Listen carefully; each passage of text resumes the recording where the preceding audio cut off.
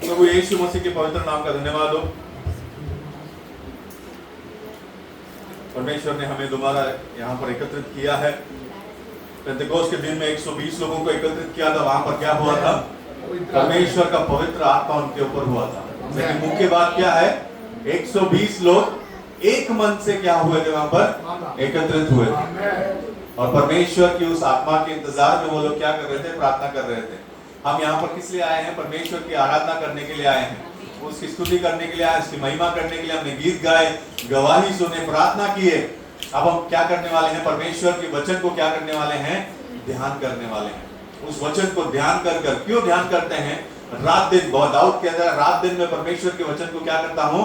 ध्यान करता हूँ। परमेश्वर के वचन को ध्यान करने से वो वचन क्या होगा? हमारे अंदर जाएगा। हमारे अंदर वचन जाने से क्या होगा? हमारा जीवन बदलेगा। कैसे बदलेगा? जैसे भोजन हम खाते हैं, वो भोजन खाने से हमें क्या मिलता है? हमारे शरीर के लिए जरूरतमंद विटामिन और जो प्रोटीन, जो जरूरतमंद चीजें, वो किस्सा क्या मिलता है? मिलने से हमें क्या होता है? हम तंदुरुस्त रहते हैं। छोटे बच्चे बढ़ कर क्या हो जाते हैं? जवान अवस्था में आते हैं। कैसे आते हैं? क्योंकि वो भोजन अंदर जाने से क्या होता है? शरीर में बदलाव होता है। उसी तरह आत्मिक भोजन भी क्या करता है? वचन जब हमारे अंदर जाता है, कैसे जाएगा? सुनने से। कलाम कहता है विश्वास कैसे आता है? सुनने से ही आता है। इस वचन को जितना ज्यादा सुनेंगे, इस वचन को आप जितना ज्यादा, हर किसी के हाथ में कलाम है, तो कलाम को जितना ज्यादा पढ़ेंगे, कलाम को पढ़ने के बाद आप अपने आंखों को बंद करके परमेश्वर के प्रशंस में सामने केवल आपके आंखों को बंद कर लीजिए। आपके मन में क्या दृश्य होना चाहिए? क्रूस का दृश्य होना चाहिए। उस क्रूस के दृश्य को सामने रखकर आप परमेश्वर के ऊपर ध्यान कीजिए। परमेश्वर जो वचन आपने पढ़ा होगा, मत्ती का पुस्तक से ले लीजिएगा, 5, 6, 7, 3 अध्याय। परमेश्वर ने क्या किया था? खुद पहाड़ पर उतरकर परमेश्वर ने वहां पर लोगों को, यहूदी लोगों के बीच में साधारण शब्दों में परमेश्वर ने क्या किया था? उनके बीच में शब्द दिया था। 5 2 वचन, एक वचन को लेकर क्या कीजिए? उसके ऊपर ध्यान कीजिए। हमारा जीवन में क्या होगा? बदलाव होगा। हमारे आत्मिक जीवन में, हमारे चाल चलन में, हमारे लोगों की तरफ, हमारे हाव भाव में क्या होगा? बदलाव होगा। वो बदलाव होना बहुत जरूरी है, क्योंकि कलाम कहता है जो पवित्र है वो क्या हो? और पवित्र हो। परमेश्वर ने कहा जैसे मैं पवित्र हूं, वैसे तुम भी क्या हो जाओ? पवित्र बनो। उस पवित्रता की तरफ हमें क्या करना है? बढ़ना है। उस पवित्रता की तरफ बढ़ने के लिए हमें क्या चाहिए? आज की तारीख में हमें क्या चाहिए? ये वचन हमें चाहिए। ये वचन ही हमें क्या करेगा? उस पवित्रता की तरफ लेकर जाएगा। मेरा एक छोटा सा गवाही मैं दे देता हूँ। पिछले महीने की बात है, मैं यहाँ से सभा खत्म करके जा रहा था। गाड़ी में जब जा रहा था तो वो डीमार्ट के पास थोड़ा, मैं सोचा नीचे जाऊंगा, डीमार्ट जाकर जाऊंगा करके। तो जाने के लिए जैसे वो ब्रिज के नीचे में गया गाड़ी, बाएं तरफ काफी सारी गाड़ियां खड़ी थी। मुझे लगा कोई गाड़ी आएगा नहीं, अंदर सब खड़ी थी। अचानक एक टेम्पो वाले ने क्या कर दिया? अंदर ले लिया। मैं अच्छा स्पीड में था, कम से कम 50-60 के स्पीड में था। मुझे लगा मैं निकल जाऊंगा करके, लेकिन उसने ऐसा अंदर लिया कि मुझे क्या करना पड़ा? पूरा गाड़ी घुमाना पड़ा। और सामने, मेरे सामने क्या था?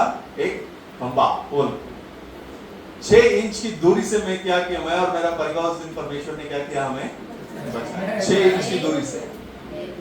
पीछे कोई गाड़ी नहीं आ रहा था, एक रिक्शा आ रहा था, काफी दूरी में आ रहा था। जस्ट घुमा के वहां पर लेके जाके गाड़ी वो ब्रिज के सामने ऐसा खड़ा हो गया। उस भाई को मैंने बोला आपकी गलती नहीं है, गलती मेरा ही है, आपको निकालना था, मैंने देखा नहीं, मैंने ध्यान नहीं दिया, तो हम दोनों चल दिए। परमेश्वर का अनुग्रह है कि परमेश्वर ने मुझे और मेरे परिवार को क्या किया? संभाला। तो परमेश्वर की बहुत बड़ी अनुग्रह है। हमारा कोई बहुत बड़ा, हम बहुत बड़े धर्मी या बहुत बड़ा अच्छा काम करके, कोई अच्छा क्रिया करके यहाँ पर इस दुनिया में नहीं हूँ। मैं अगर पापी, पौलुस कहता है पापियों में प्रधान पापी कौन है? मैं खुद हूं करके पौलुस कहता है। सोचिए, हम पौलुस खुद इतना बड़ा पापी है, तो हम उससे बड़ा कितना पापी है इस दुनिया में। तो हमें अपने आप को, मैं पापी हूं, उस बात का एहसास होना चाहिए, उस बात को कबूल करना चाहिए। परमेश्वर के सामने और नम्रता के साथ क्या करना चाहिए? आना चाहिए। आप सभी लोगों का प्रार्थना है, जो परमेश्वर ने उस दिन हमें क्या किया है? संभाला है। आप लोग अपनी प्रार्थना में जरूर, आप हर एक सेवकों के लिए, हर एक विश्वासी भाई बहनों के लिए सभी के पीछे शैतान क्या करता है, पड़ा रहता है, उनके पीछे घूमता है। सबको क्या करना, इसलिए सबको अपनी व्यक्तिगत प्रार्थना में, घर में, जब उपवास प्रार्थना में, जब भी प्रार्थना को मौका मिलता है, सभी के लिए क्या कीजिए, प्रार्थना कीजिए। आइए हम संदेश के अंदर चलते हैं, पढ़ते हैं एफेसियों का पुस्तक 6वां अध्याय, उसमें 10 से 12 तक पढ़ेंगे।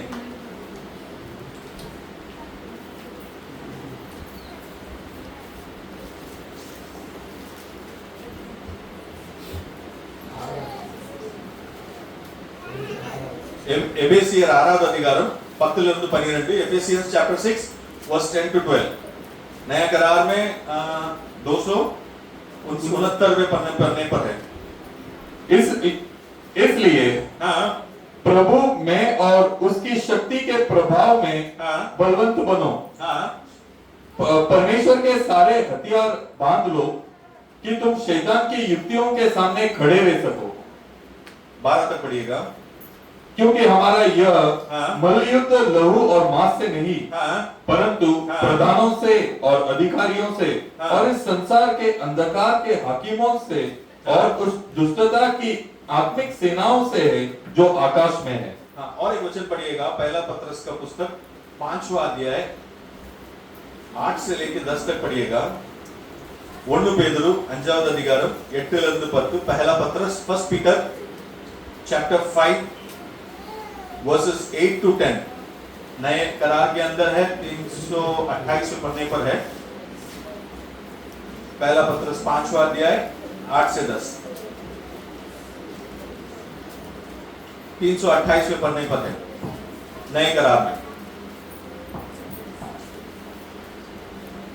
सचेत हो और जागते रहो, क्योंकि तुम्हारा विरोधी शैतान गरजने वाले सिंह के समान इस खोज में रहता है कि किसको फाड़ खाए। विश्वास में दृढ़ होकर और यह जानकर उसका सामना करो कि तुम्हारे भाई जो संसार में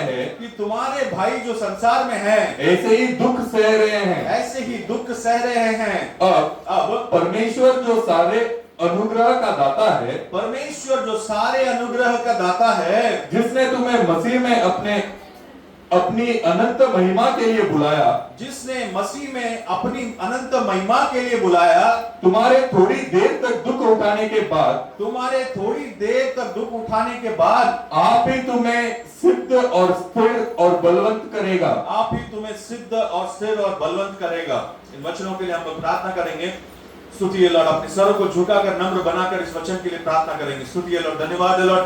प्रभु यीशु मसीह के नाम से हम प्रार्थना करते हैं। इस वचन को परमेश्वर हमने पढ़ा है, इन वचनों के अंदर महत्व बातें छुपी है। परमेश्वर, आपने गहरी बातें, गहरी रहस्य हमें छुपा कर अपने वचनों में रखा है। उस वचन को इस समय में अपने बच्चों के सामने प्रकट करके देने के लिए हम लोग विनती करते हैं। आप हमें आशीष कीजिए, अगुवाई कीजिए, हमारे मन की आंखों को खोल दीजिए। परमेश्वर, आप हमारे साथ हर एक व्यक्ति के साथ आप बात करने के लिए विनती करते हैं।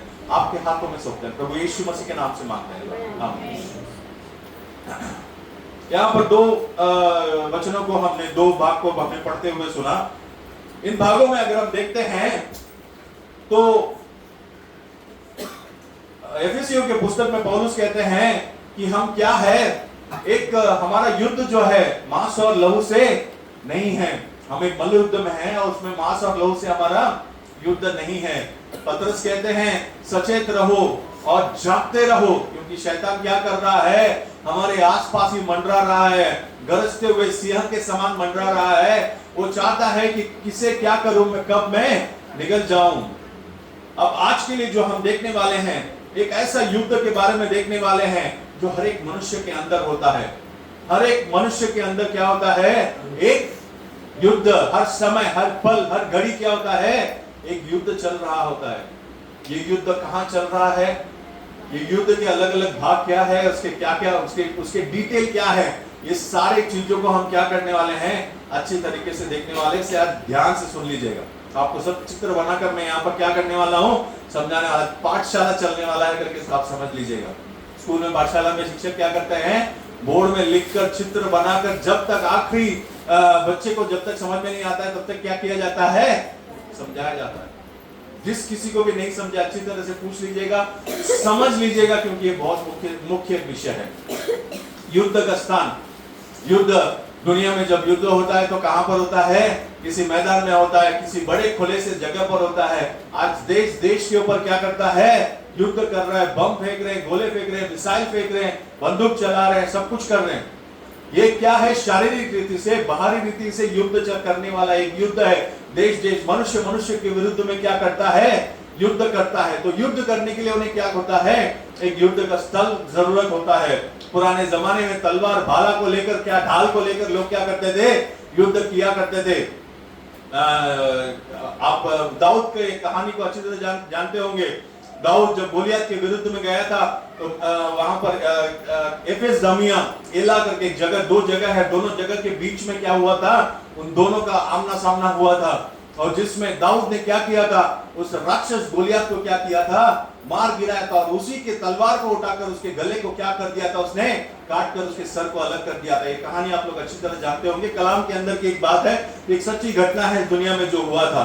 तो वो जो है एक स्थान में क्या होता है? युद्ध होता है। आज मनुष्य के अंदर का, आज जो हमारा युद्ध, पौलुस क्या कहते हैं? आज का युद्ध कैसा है? मांस और लहू के साथ नहीं है। हमें तलवार उठाकर, बंदूक उठाकर, मिसाइल भेजकर युद्ध करने की जरूरत नहीं। तो आज का युद्ध कैसा है? पढ़िएगा उस 12वें वचन को दोबारा पढ़िएगा। एफेसियों का पुस्तक 6वां अध्याय 12वें वचन को दोबारा पढ़िएगा। क्योंकि हमारा यह मल्लयुद्ध लहू और मांस से नहीं, लहू और मांस से नहीं, परंतु प्रधानों से और अधिकारियों से और इस संसार के अंधकार के हाकिमों से और दुष्टता की आत्मिक सेनाओं से है। दुष्टता की आत्मिक सेनाओं से है, जो आकाश में है। इस धरती में किसी से आपका लड़ाई झगड़ा बिल्कुल नहीं है। इसलिए किसी आस पड़ोस, दोस्त, अपने रिश्तेदार, किसी से भी लड़ाई करने की जरूरत बिल्कुल नहीं है। ये अपना काम भी नहीं है। हमारा मल्लयुद्ध कलाम सफाई से लिखा हुआ है। ये समय कैसा है, इस समय में हमें कैसा होना चाहिए, इसके बारे में सोचकर देखिए कितने हजारों वर्ष पहले क्या किया गया इस कलाम में लिख कर रखा गया है कि इस आखिरी दिनों में कैसा युद्ध होगा? मल युद्ध होगा। लेकिन वो मल युद्ध कैसे होगा? मांस और लहू के साथ नहीं होगा। किसी से भी लड़ाई करने की जरूरत बिल्कुल नहीं है। अभी हम देखते हैं इस युद्ध जो है मांस और लहू से नहीं है, लेकिन आकाश के अंधकार शक्ति हाकिमों से क्या है? मनुष्य की लड़ाई है। इस लड़ाई से पहले एक और लड़ाई का स्थान है। उस लड़ाई के स्थान के बारे में देखते हैं। पौलुस कहते हैं, देखिए पहला थिस्सलुनीकियों का पुस्तक 5वां अध्याय उसके 23वें वचन को पढ़िएगा। पहला थिस्सलुनीकियों 5वां अध्याय 23वां वचन, मेरे ख्याल से ये 285 नंबर पन्ने पर है। फर्स्ट थिस्सलुनियंस 5:23। ध्यान से सुन लीजिएगा। 3 भाग एक मनुष्य के अंदर। शांति का परमेश्वर, ध्यान से सुन लीजिएगा। शांति का परमेश्वर आप ही तुम्हें पूरी रीति से पवित्र करे, और तुम्हारी आत्मा, देखिए 3 चीजों के बारे में यहां पर लिखा है। तुम्हारी आत्मा और प्राण। तुम्हारी आत्मा, एक मनुष्य के अंदर 3 चीजें हैं। सबसे पहला क्या है? आत्मा। उसके बाद क्या है? और प्राण और देह, और तीसरा क्या है? देह। ये सबसे ऊपर क्या है? देह। मेरा हैंडराइटिंग थोड़ा ठीक नहीं होगा, अब समझ लीजिएगा। और दूसरा जो है ये है प्राण, और तीसरा जो है ये है आत्मा। यहां पर पौलुस 3 चीजों के बारे में लिखकर बताते हैं। देखिए दोबारा पढ़िएगा उस वचन को। शांति का परमेश्वर आप ही तुम्हें पूरी रीति से पवित्र करे। पूरी रीति से क्या करे? पवित्र करे। इस पूरी रीति में क्या क्या बातें आती है? और तुम्हारी आत्मा, सबसे अंदर आपका आत्मा है, और प्राण, उसके बाद आता है प्राण, और देह माने बाहर का क्या है? शरीर है। ये बाहर का जो मनुष्य का जो शरीर है, इसे क्या कहा गया है? देह कहा गया है। इस देह को जो है लेकर 3 चीज एक मनुष्य के अंदर है। पहला बाहर का जो शरीर है, देह है। उस देह के बाद उसके अंदर आता है, मनुष्य के अंदर आता है उसका प्राण, और तीसरी बात क्या आती है? उसकी आत्मा। हाँ, आगे बढ़िएगा। हमारे प्रभु यीशु मसीह के आने तक पूरे और निर्दोष सुरक्षित रहे। वो क्या होना चाहिए? परमेश्वर के आने तक कैसा होना चाहिए? ये तीनों बातें, आत्मा, प्राण और देह, शरीर, ये कैसा होना चाहिए? निर्दोष होना चाहिए। इसमें कोई भी दोष नहीं होना चाहिए। अगर दोष है उसका मतलब उसके अंदर क्या है? पाप है। अच्छी तरीके से समझ लीजिएगा, एक मनुष्य के अंदर 3 बातें हैं। बाहर दिखने वाला केवल क्या है? ये मिट्टी का शरीर सबको दिखता है, लेकिन इस मिट्टी के शरीर के अंदर क्या है? एक प्राण है, और उस प्राण के अंदर एक क्या है? आत्मा है। ये मनुष्य का आत्मा है। ये पवित्र आत्मा की बातें नहीं हो रही अभी। ये किसका आत्मा है? मनुष्य का, मनुष्य को चलाने वाला मनुष्य का आत्मा है। मनुष्य का देह, मनुष्य का प्राण और मनुष्य का आत्मा। बाहर दिखने वाला शरीर, शरीर के अंदर प्राण, प्राण के अंदर क्या है? आत्मा है। 3 बातों के बारे में अच्छी तरीके से देख लिया।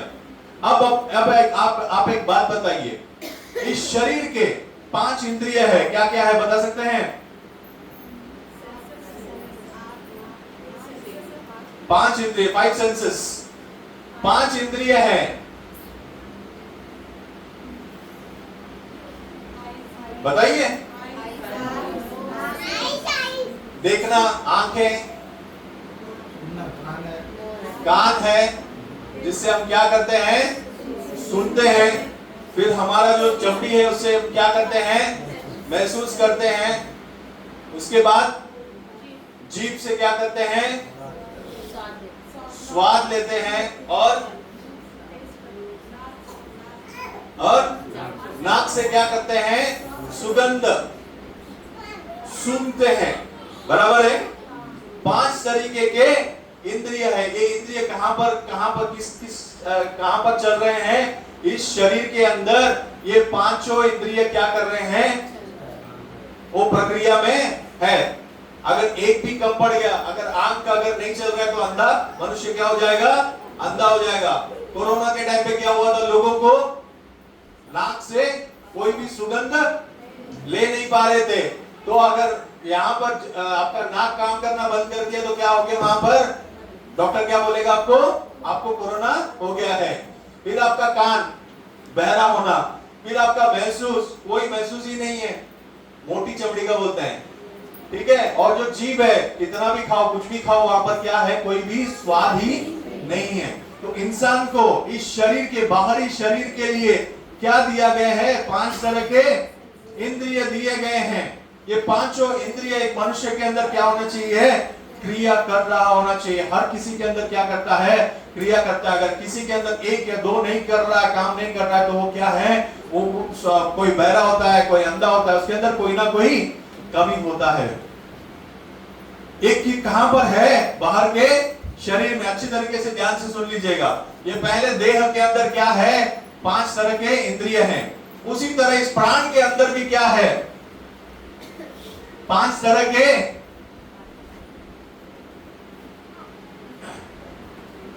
इस प्राण के अंदर भी क्या है? 5 तरह के इंद्रिय है।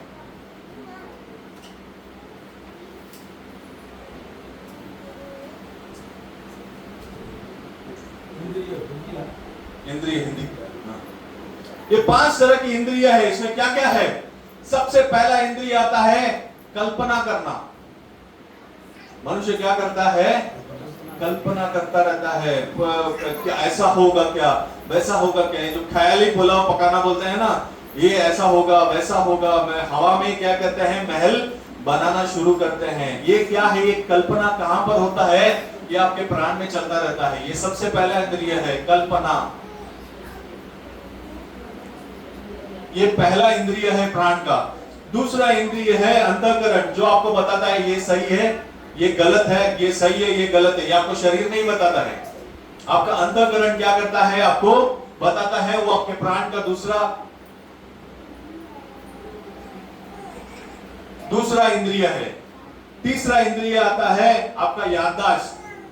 10 साल पहले मैं कैसा था, 15 साल पहले मैं कैसा था, बचपन में मैं क्या था, मैं कितना अच्छा था, मैं खेलता था, कूदता था, मैं जवान था, जवानी में मैं कितना मैं तंदुरुस्त था, मैं क्या क्या काम कर सकता था। ये सब क्या है, याददाश्त, आपका याददाश्त। ये तीसरा इंद्रिय, ये मनुष्य को क्या करती है, कहां पर होता है, ये सारी चीज प्राण में होता है। चौथा इंद्रिय है आपका तर्क शक्ति, तर्क करना, हर चीज में क्या करना, तर्क करना। ये सही नहीं है, ये गलत है, ये वहां पर वैसा लिखा है, वहां पर वैसा लिखा है, ऐसा है वैसा है, इसको क्या करना, हर चीजों पर क्या करना, तर्क करना। ये तर्क का शक्ति जो है, ये प्राण का अगला इंद्रिय है। इसका अगला इंद्रिय है प्रेम भाव, एक दूसरे से क्या करना, प्रेम करना, क्रोध होना, ये या ईर्ष्या करना। ये सारा चीज कहां पर आता है, प्राण के अंदर आता है, प्रेम भाव। शरीर के अंदर कितने इंद्रिय हैं, 5, जो बाहर के शरीर में आंख, कान, नाक, जीभ और आपका महसूस करना, 5 हो गए। प्राण के अंदर 5 यहां पर इंद्रिय आ रहे हैं। आप लोग यहां पर दिख रहा है क्या, ठीक है, देख लीजिएगा।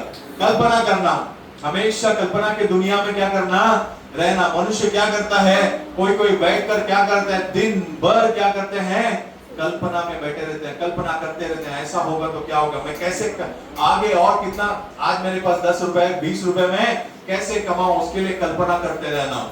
उसकी अगली बात है अंतःकरण। वो अंतःकरण सही गलत, ये क्या है, वो क्या करके उसको निर्णय लेना। उसके बाद जो है याददाश्त, पुराने ख्यालों को क्या करना, याद करते रहना मनुष्य को। तीसरा है तर्क शक्ति, कोई भी चीजों के ऊपर तर्क करना। और चौथा है प्रेम, 5वां है उसमें प्रेम भाव। ये अभी हमने 10 इंद्रियों को क्या कर लिया है, अभी यहां पर देख लिया है। शरीर और प्राण के 5 इंद्रिय हमने देखा है। अब अगला आता है यहां पर आत्मा।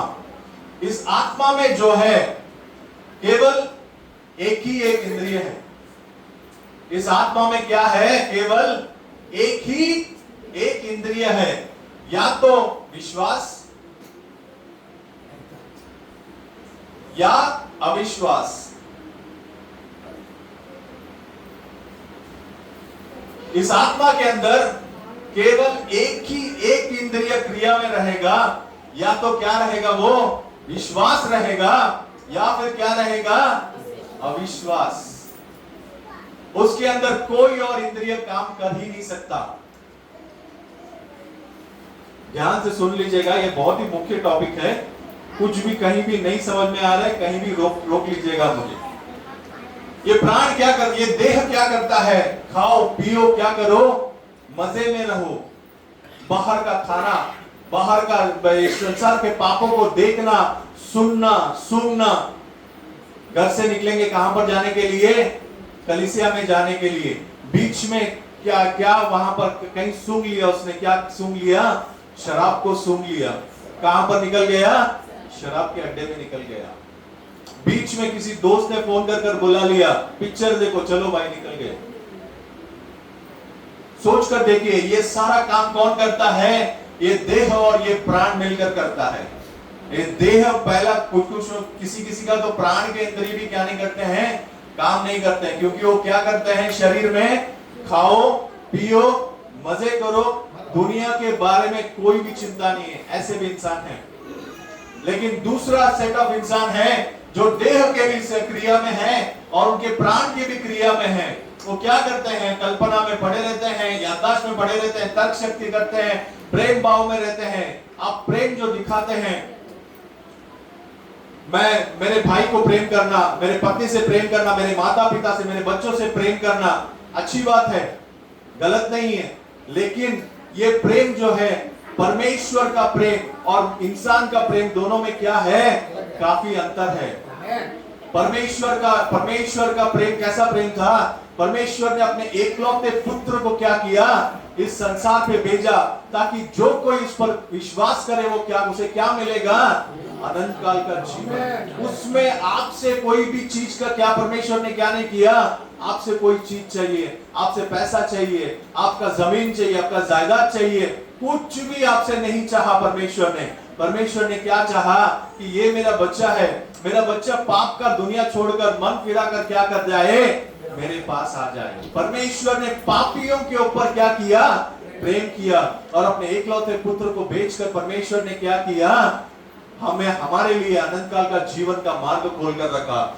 यहाँ पर ये जो प्रेम भाव है, मनुष्य एक दूसरे को जो प्रेम भाव दिखाते हैं, वो कुछ समय के लिए हो सकता है। किसी बात पे अगर खटक गया, किसी बात पर अगर वाद विवाद हो गया, तो ये प्रेम का भाव किस में बदल जाएगा?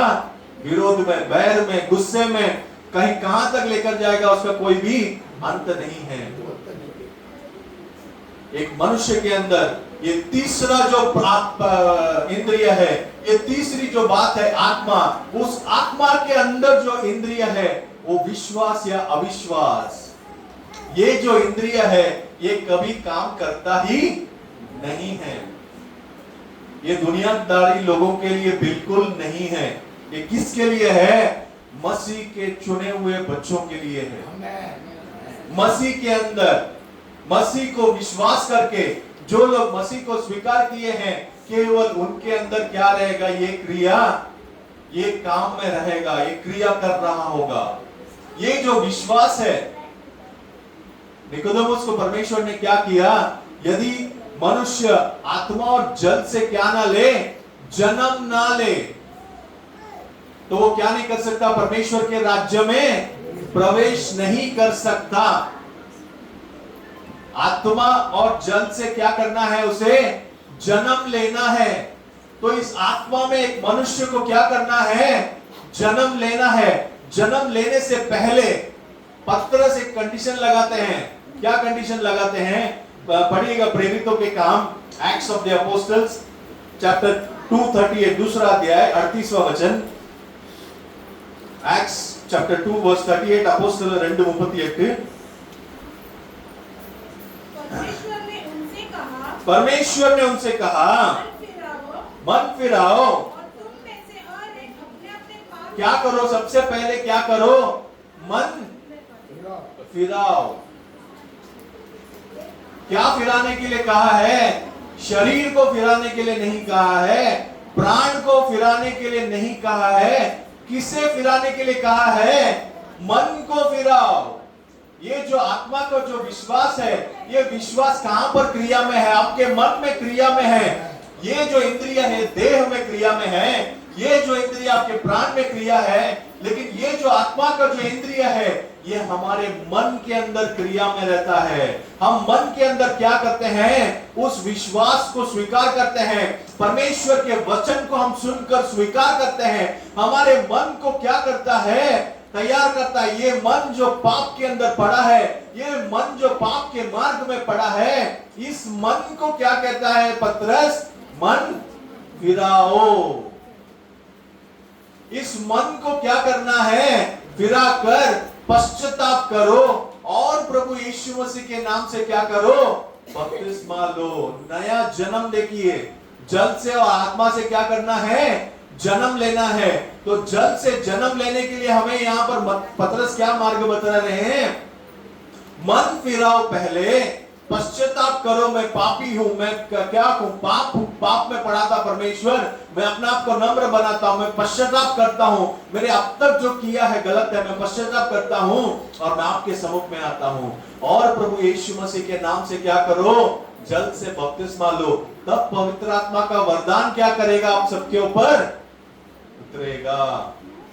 जल से और आत्मा से वापस दोबारा जन्म लेना, वो जल से जन्म लेने से पहले एक मनुष्य को क्या करना है?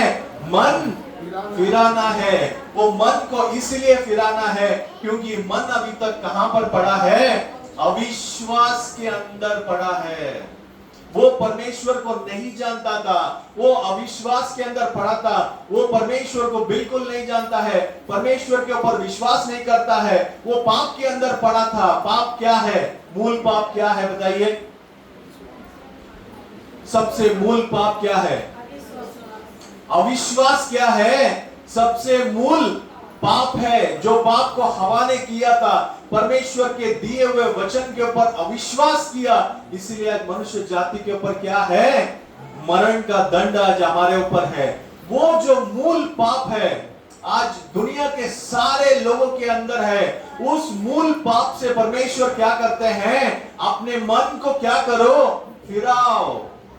और क्या करो? प्रभु यीशु मसीह पर क्या करो? विश्वास करो।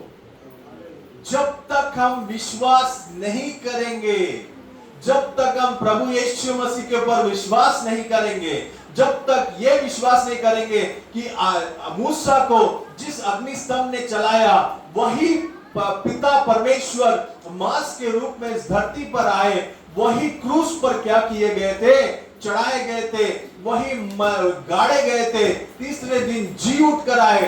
और आज हमारे बीच में क्या है? पवित्र आत्मा के बीच में वास कर रहे हैं। कहां पर वास कर रहे हैं? हमारे अंदर वास कर रहे हैं। इस चीज को जब तक हम विश्वास नहीं करेंगे, तब तक ये आत्मा के अंदर क्या होगा? केवल अविश्वास ही होगा। और ये विश्वास करना, अविश्वास करना, ये क्या है? एक स्वतंत्र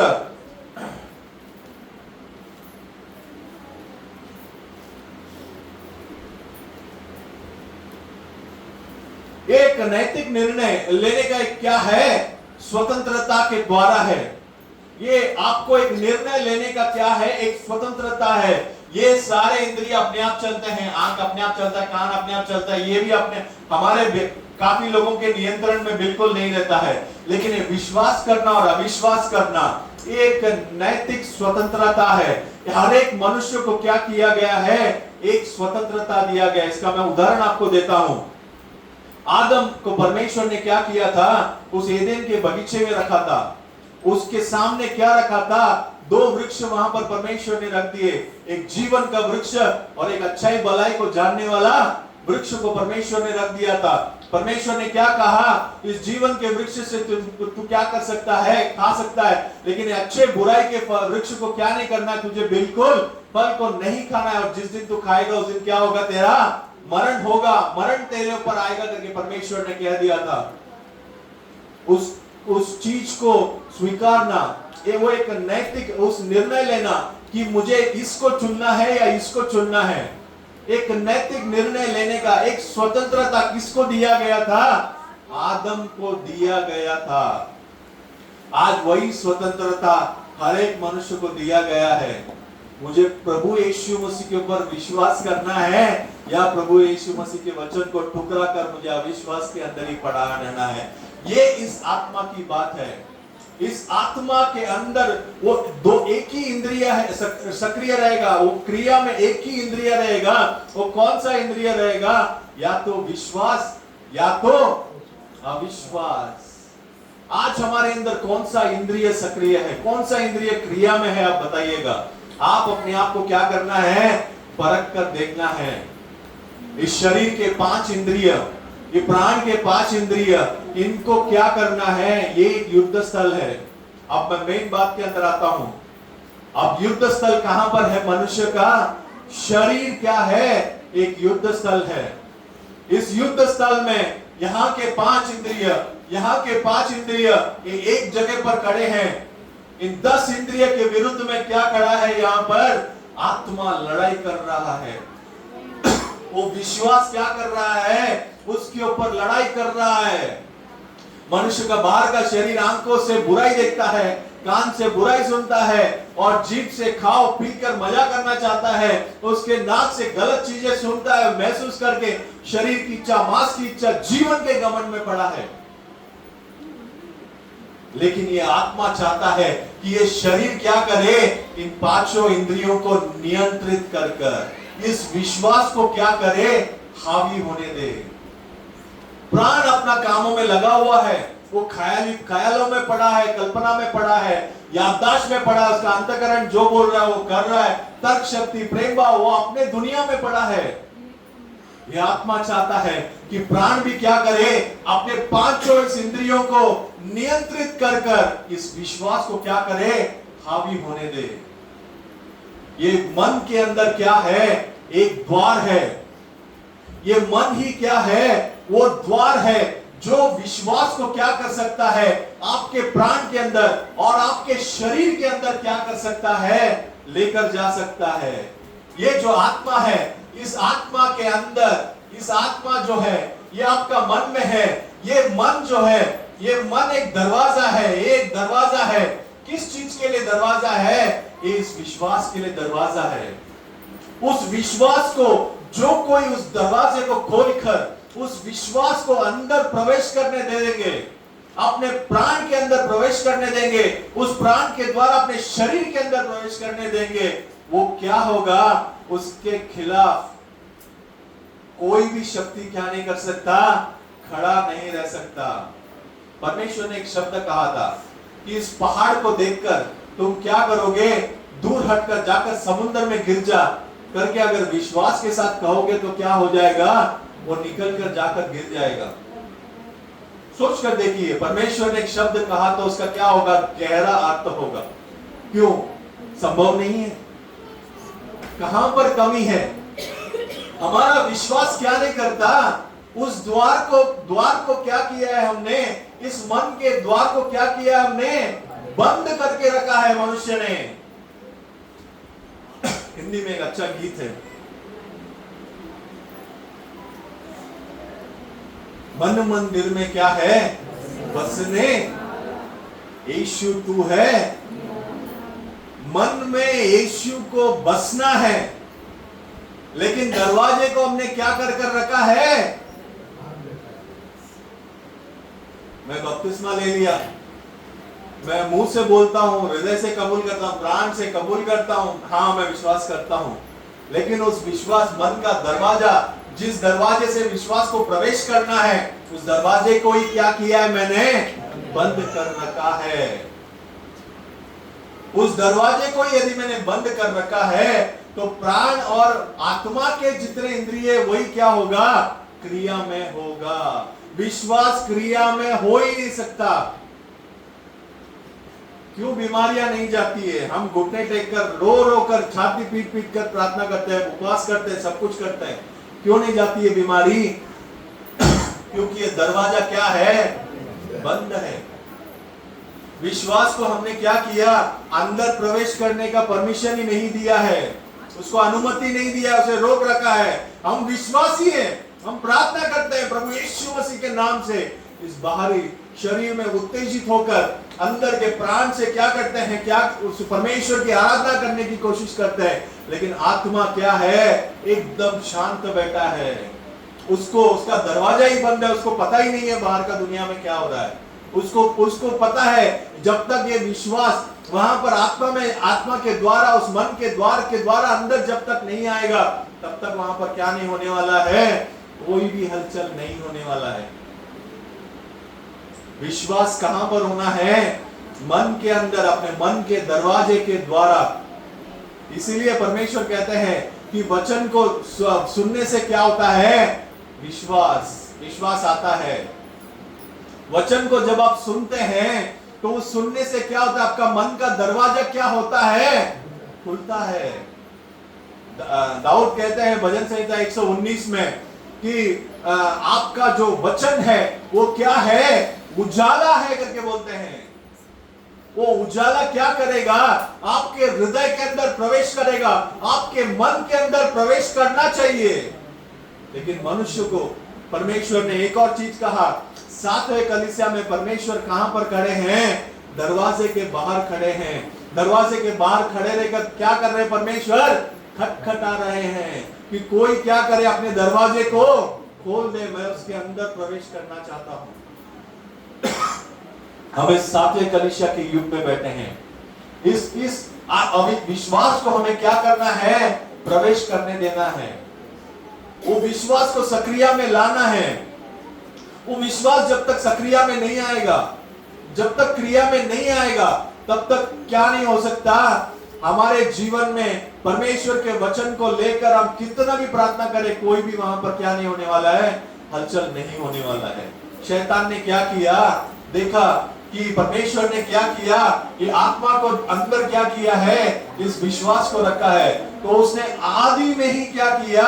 इस मूल एरिया में पर उसने क्या किया? उसने वहां पर अटैक किया। उसने देखा कि विश्वास में है, आदम और हवा बहुत ही विश्वास में है। वो धीरे से क्या किया? हवा के पास चला गया। हवा को कहा, क्या परमेश्वर ने कहा है क्या उस फल को खाने से ऐसा होगा? तो उसने कहा, परमेश्वर ने कहा है उस फल को खाना नहीं, उस फल को छूना भी नहीं है करके कहा। उसने अविश्वास की एक बात उसके अंदर आ गई। वो अविश्वास का एक बात हवा के अंदर आने की वजह से वहां पर क्या हो गया? पूरा मनुष्य के जाति के अंदर क्या आ गया? मरण आ गया। आदि में ही शैतान ने क्या किया? हवा के अंदर इस अविश्वास को निकालकर उसने क्या, उस विश्वास को निकालकर उसने क्या किया? अविश्वास के बीज को बो दिया। मूल आपका जो मुख्य भाग जो है आपके शरीर में, वो है आत्मा। उस आत्मा के अंदर क्या क्रिया में होना चाहिए? विश्वास क्रिया में होना चाहिए। वो विश्वास जब तक क्रिया में नहीं आएगा, आपको किसी चीज के लिए रुकने की जरूरत नहीं है। शैतान उसी मूल शब्द, वो मूल भाग में ही क्या करता है? अटैक करता है। उस मूल भाग में हमें बहुत ही दृढ़ होना चाहिए। अब्राहम किसी भी चीज के लिए क्या नहीं कहा किया? बिल्कुल रुका नहीं। परमेश्वर ने उसे प्रतिज्ञा दिया था कि मैं तुझे क्या करूंगा? बड़ी जाति बनाऊंगा, मैं तुझे एक संतान दूंगा, उस संतान के द्वारा मैं बड़ी जाति बनाऊंगा करके। 24 वर्ष निकल गए, उसे क्या हुआ? बिल्कुल बच्चे नहीं हुए। 25वां साल वहां पर परमेश्वर ने जैसे कहा था वैसे उसे क्या किया? एक संतान को दिया। लेकिन 25 वर्ष उसने एक संतान के लिए क्या किया? इंतजार किया। 2 साल हो गए, 3 साल हो गए, 4था साल हो गया। एक मनुष्य अपने धीरज को खोने का समय होता है।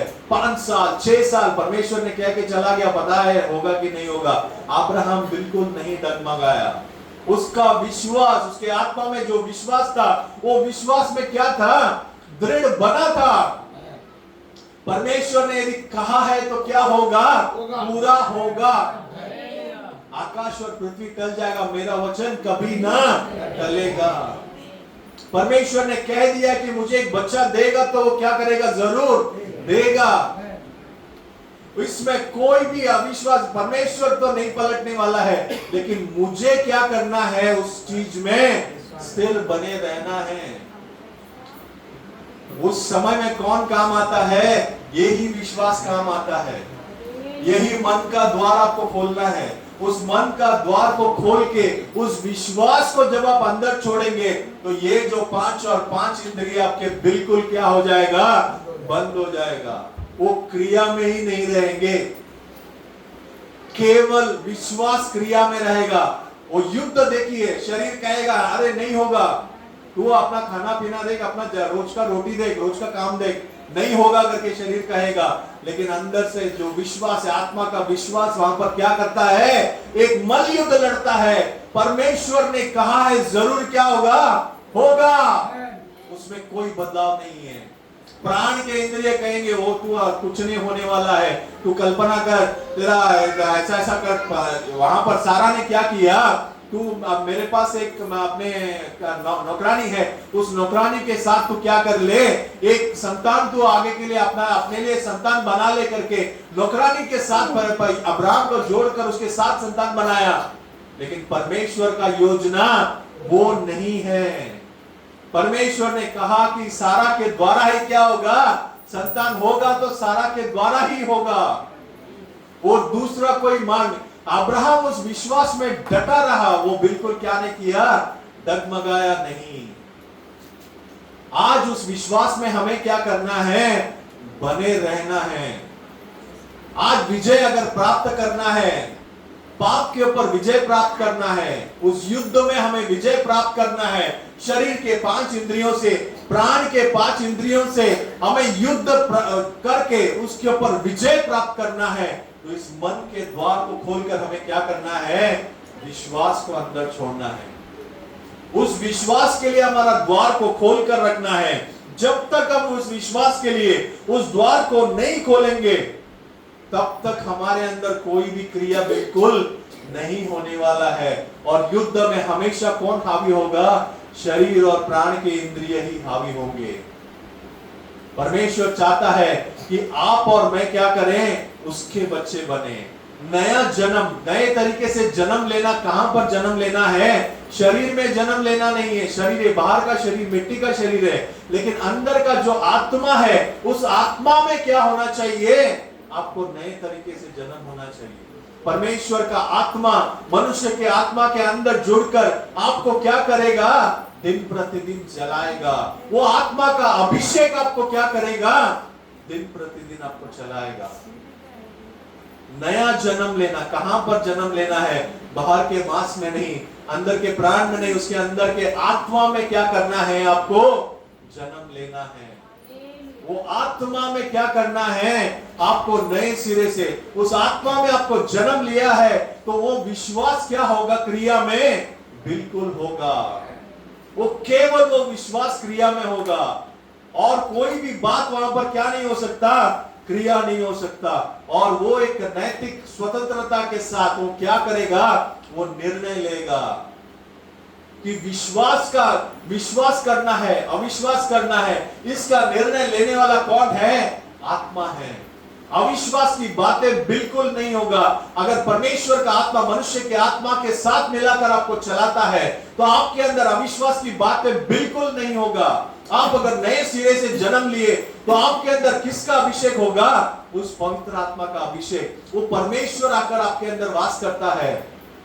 वो परमेश्वर मनुष्य के साथ आकर वास करता है, तो वहां पर अविश्वास का कोई भी काम नहीं है। एक मनुष्य केवल और केवल क्या करेगा? विश्वास में बना रहेगा। आप लोगों को कोई भी संदेह रहेगा, इस बातों के अंदर आप जरूर पूछ लीजिएगा। आप किसी भी चीज के लिए रुकने की जरूरत नहीं है। हवा ने क्या किया? रुक कर क्या किया? शैतान की बातों के लिए कान लगाया। उसके जो कान का इंद्रिय है, उसको क्या किया? उसने क्रिया में लेकर आया। शैतान ने उसके कान में क्या किया?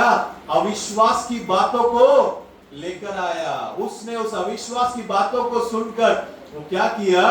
अविश्वास के अंदर चली गई। आप अगर रुके, कहीं भी रुक कर शैतान की बातों को, दुनिया की बातों को, पाप की बातों, वही मैंने कहा, घर से निकले हम, दोस्त ने कॉल किया, क्या बोला? अरे अच्छा सा पिक्चर लगा है, चल। हमारा शरीर कहां खींचता है? शरीर का इंद्रिय क्या करता है? खींचता है हमें, चलो पिक्चर देखने के लिए करके। लेकिन आत्मा क्या करता है? लड़ाई करता है। परमेश्वर के सम्मुख में जाना है। आज परमेश्वर का आराधना का समय है, आज इतवार का दिन है, परमेश्वर के सम्मुख में मुझे रहना है। उस लड़ाई में कौन विजय प्राप्त करता है? आपके मन का विश्वास। अगर आप रुक गए, सुन लिए, आप वहां पर चले गए, तो आपका वहां पर क्या हो जाता है? आप वहां पर लड़ाई में हार जाते हैं। घर से निकले, रास्ते में शराब का ठेका, अच्छा सा क्या आएगा? एक शराबी को वही सबसे अच्छा सुगंध है, उस सुगंध से क्या करेगा? खींचने का कोशिश करता है। लेकिन परमेश्वर का विश्वास, परमेश्वर जिस बंदे ने मन फिराया है, केवल शरीर को फिराकर कलीसिया में आने से कोई उपयोग नहीं है। अच्छी तरीके से समझ लीजिएगा। शरीर को घुमाया, मैंने दुनियादारी को छोड़ दिया करके अपने मन में, अपने शरीर में सोचकर आ गए, कोई उपयोग नहीं। मन क्या करना चाहिए? परमेश्वर के तरफ फिरना चाहिए। उस मन के अंदर परमेश्वर अपने विश्वास को क्या कर सकता है? रख सकता है। शरीर के अंदर विश्वास तब तक काम नहीं करेगा।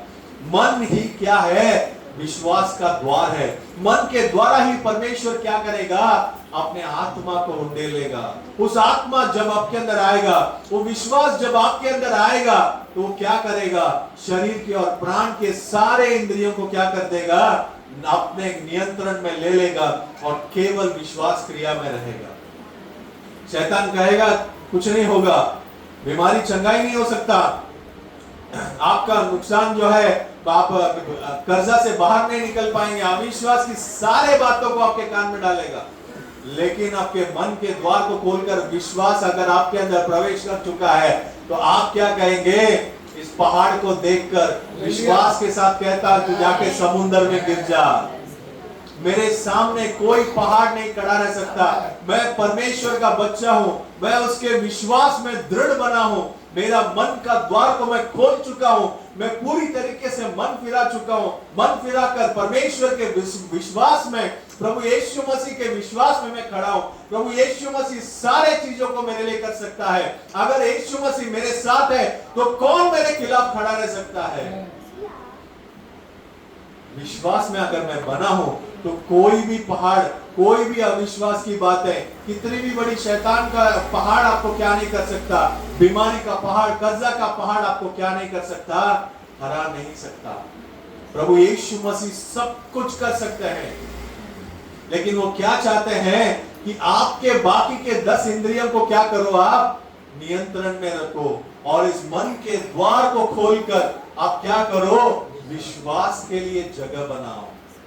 जब तक आपका मन का द्वार, जब तक आपको क्या करना है, आपके नैतिक निर्णय लेने का एक स्वतंत्रता जो दिया है, उस स्वतंत्रता का उपयोग करना है। आदम और हवा ने उस चीजों को क्या किया, उपयोग नहीं किया, उन्होंने गलत चीजों को चुन लिया।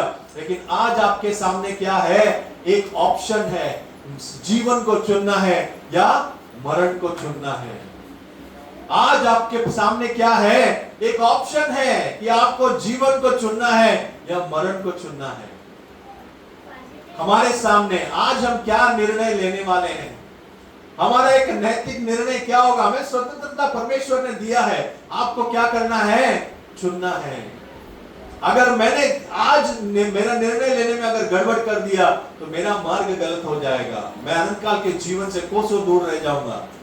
लेकिन आज मैंने परमेश्वर के जीवन, उस युद्ध में मैं विजय प्राप्त करके शैतान को बोलता हूं, मेरे शरीर को क्या करता हूं, नियंत्रण में लाता हूं, मेरे प्राण को नियंत्रण में लाकर परमेश्वर अपने मन में विश्वास के लिए जगह देकर मैं उसमें विजय प्राप्त करके परमेश्वर के जीवन को अगर मैं चुन लेता हूं तो अनंत काल के जीवन के मार्ग में क्या करेगा, मुझे लेकर जाएगा। शाद्रक, मेशक और अबेदनगो नेबूकदनेस्सर से क्या कहते हैं कि ये जो तूने आग भड़काया है 7 गुना, ये आग से परमेश्वर हमें क्या करेगा, कैसे छुड़ाएगा? कोई भी शरीर आग के अंदर गिरेगा तो बच सकता है क्या? शरीर क्या कहेगा, आपका प्राण क्या कहेगा, तू बेवकूफ है, उसके अंदर गिरेगा तो क्या हो जाएगा, जलकर राख हो जाएगा। लेकिन शाद्रक, मेशक और अबेदनगो का वो आत्मा क्या कहता है, विश्वास के अंदर कितना दृढ़ रहा होगा, सोचकर देखिए। 7 गुना आग को भड़काया, मेरा परमेश्वर उस आग से क्या करेगा, मुझे, हमें क्या करेगा, बचाएगा। लेकिन एक बार अगर नहीं भी बचाया तो हम तुम्हारे इस मूर्ति को क्या नहीं करेंगे, नमन नहीं करेंगे। वो विश्वास आज हमसे परमेश्वर चाहता है, वो विश्वास आज परमेश्वर हमसे चाहता है, हर एक से व्यक्तिगत रूप से चाहता है। पत्रस में हमने वही पढ़ा था, हर किसी का व्यक्तिगत रूप से क्या है, परमेश्वर का संबंध है। हर किसी से व्यक्तिगत रूप से वो विश्वास परमेश्वर चाहता है। आग में उठाकर डाल दिए, वहां पर 3 लोगों को डाला, वहां पर 4 लोग बांध के डाले, वो भी 4 लोग वहां पर क्या कर रहे हैं, खुले होकर वहां पर क्या कर रहे हैं, आग के अंदर घूम रहे हैं। उस विश्वास में कितना ताकत रहा होगा, सोचकर देखिए। कलाम के अंदर नहीं लिखा है, लेकिन ये बात हुआ हो सकता है, परमेश्वर के सामने क्या होगा, बहुत बड़ा सभा रहा होगा। परमेश्वर शाद्रक, मेशक, अबेदनगो को आग में डालने वाले हैं। परमेश्वर ने क्या कहा होगा, धीरज रखो, ये समय मेरा वहां पर उतरने का है। मेरे बच्चों का विश्वास को देखकर मुझे वहां पर उतर कर उन्हें क्या करना है, संभालना है। उन तीनों को राजा ने कहा बाहर निकालो। उन तीनों को जब बाहर निकाला, उनके बाल के ऊपर भी क्या नहीं हुआ, उस आग का एक भी नामो निशान, सुगंध तक नहीं था। मनुष्य के आत्मा के अंदर परमेश्वर के ऊपर का विश्वास कितना काम कर सकता है, इसका एक जीता जागता उदाहरण। मनुष्य से परमेश्वर क्या चाहता है? केवल छोटी सी बात है, वो क्या है? विश्वास है। लेकिन वो विश्वास करने के लिए कितना लड़ाई करना पड़ता है, कितना मल्लयुद्ध करना पड़ता है। उसके लिए क्या करना होगा? आपको रोज क्या करना होगा? क्रिकेट खेलने जाते हैं आप लोग, सभी लोगों ने देखा होगा, या कोई भी गेम खेलने जाते हैं, उसके लिए सीधा जाके मैदान में जाकर खेलना शुरू कर देंगे क्या? उससे पहले क्या करना होता है उनको? उसके लिए क्या करना होता है? प्रशिक्षण लेना होता है, प्रशिक्षण लेना होता है। कोई भी युद्ध में भी लड़ाई करने से पहले सीधा तलवार ले जाकर जाकर लड़ने लगेगा तो उसे क्या कर दिया जाएगा? मार डाला जाएगा। उससे पहले उसे तलवार कैसे चलाना, ढाल कैसे पकड़ना, भाला कैसे चलाना, सामने से कोई अगर आपके ऊपर हमला करता है उस हमले को कैसे रोकना, उसके लिए पूरी तरीके से क्या लेना पड़ता है? प्रशिक्षण लेना पड़ता है। वो प्रशिक्षण कैसे मिलेगा? कैसे मिलेगा? सबसे पहले मैंने आज एक बात कहा था, क्या करना है? वचनों को सुनना है, और वचनों को क्या करना है? ध्यान करना है। वो हमारा प्रशिक्षण है। वचन ही नहीं पता, मेरे पास तलवार ही नहीं है, और मैं जाकर युद्ध करने के लिए खड़ा रहूंगा तो शैतान क्या कर देगा? मार के गिरा देगा। मैं उदाहरण देता हूं, ऐसे ही नहीं कहूंगा। यीशु मसीह के सामने शैतान जाकर क्या किया? कहा ऊंचे पहाड़ है, तुम क्या करो? वहां से कूद जाओ, तुम्हारे पास तो अपने देवदूतों के क्या है? बहुत बड़े सेना है। वो सेना आकर क्या करेगा? उनको आपको उठा लेगा। परमेश्वर से कहता है कि आप उपवास करके बहुत क्या होंगे? भूखे होंगे। ये जो पत्थर सामने पड़े, इस पत्थर को बोलो रोटी बन जाओ। आप तो परमेश्वर हो, ये रोटी बन जाएगा। आप क्या करो? खा लो। परमेश्वर के लिए बहुत बड़ी बात है क्या? आकाश और पृथ्वी को सृष्टि किया वो सर्वशक्तिमान परमेश्वर वहां पर खड़े हैं। शैतान अच्छी तरीके से जानता है कि ये परमेश्वर है, ये कुछ भी कर सकते हैं, लेकिन शैतान क्या करता है? उनकी परीक्षा लेता है। जाकर लेकर क्या करता है? रोटी को, पत्थर को रोटी बनाओ। परमेश्वर ने क्या कहा? मनुष्य केवल रोटी से नहीं, परंतु परमेश्वर के मुंह से निकले हुए शब्द से क्या रहता है? जीवित रहता है। किससे लड़ाई किया परमेश्वर ने? वचन के द्वारा शैतान से क्या किया? सामना किया। शैतान को बोला भाग जा, या शैतान से कुछ तलवार लेके लड़ाई किया? नहीं, वचन के द्वारा परमेश्वर ने क्या किया? लड़ाई किया। क्योंकि ये वचन क्या है? वही तलवार है। परमेश्वर का वचन ही क्या है? तलवार है। उस तलवार और विश्वास आपका क्या है? आप एफिसियों का पुस्तक 6वें अध्याय को अच्छी तरीके से पढ़ लीजिए। मैं बाहर से नहीं बोल रहा हूं। 6वें अध्याय 12वें वचन के बाद पूरा पढ़ लीजिएगा। सारे शस्त्र क्या है करके वहां पर दिए हुए हैं। विश्वास क्या है? ढाल है। तलवार क्या है? परमेश्वर का वचन है। और हेलमेट क्या है? वो सारी बातें वहां पर दिया गया है। पढ़ने का समय नहीं है हमारे पास। आप घर जाकर इस एफिसियों का पुस्तक 6वें अध्याय को अच्छी तरीके से पढ़ लीजिएगा। लड़ाई कैसे करना है? वचन के द्वारा करना है, वचन को लेकर करना है। तो वचन को लेकर अगर युद्ध करना है तो वचन क्या होना चाहिए? पहले पता होना चाहिए। पहली बात, मेरे हाथ में तलवार होना चाहिए।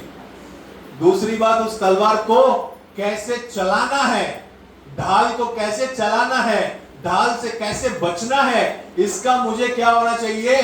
पता होना चाहिए। वो पता करने के लिए मेरे अंदर क्या होना चाहिए? एक प्रशिक्षण के अंदर से मुझे जाना चाहिए। एक प्रशिक्षण मुझे लिया होना चाहिए। इसीलिए कहा जाता है वचन को क्या करो? पढ़ो। वचन को ध्यान करो। दाऊद ऐसे ही नहीं कहता है, मैं दिन रात क्या करता हूं? परमेश्वर के वचन को क्या करता हूं? ध्यान करता हूं। क्यों ध्यान करता है? क्योंकि वो वचन ही उसका ढाल है, वो वचन ही उसका तलवार है। उस वचन के द्वारा ही वो क्या कर सकता है? विजय प्राप्त कर सकता है। परमेश्वर ने इजरायली लोगों से कहा, तुम लोग युद्ध नहीं करोगे, तुम लोग क्या करोगे? चुप रहोगे। मैं तुम्हारे लिए क्या करूंगा? युद्ध करूंगा। वो परमेश्वर आज भी जीवित है, लेकिन वो परमेश्वर क्या चाहता है कि आप विश्वास करो, आपके आत्मा के उस इंद्रियों को क्या करो? क्रिया के अंदर लेकर आओ। बाकी सारे इंद्रियों को क्या करो? बंद कर दो, उसको क्रिया में मत लाओ, उसको नियंत्रण में रखो, ताकि परमेश्वर क्या कर सके? अपने काम को कर सके। आइए हम सभी लोग मिलकर प्रार्थना करें।